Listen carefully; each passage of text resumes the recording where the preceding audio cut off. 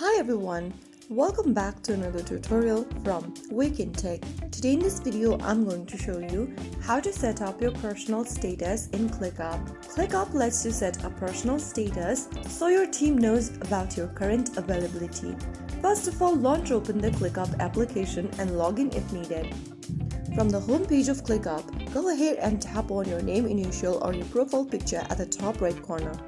This will open up the profile and settings page. Here, go to the top and look for the Set a Status button and tap on it. Now, you can go ahead and enter your status. ClickUp normally provides in a meeting, focusing, sick, vacation kind of an option. Choose any one if it matches your current situation.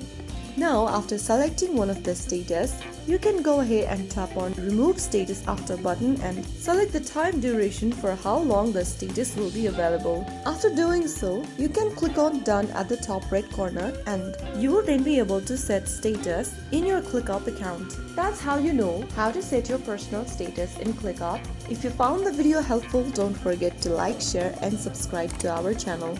I will be back again in the next episode. Thank you for watching.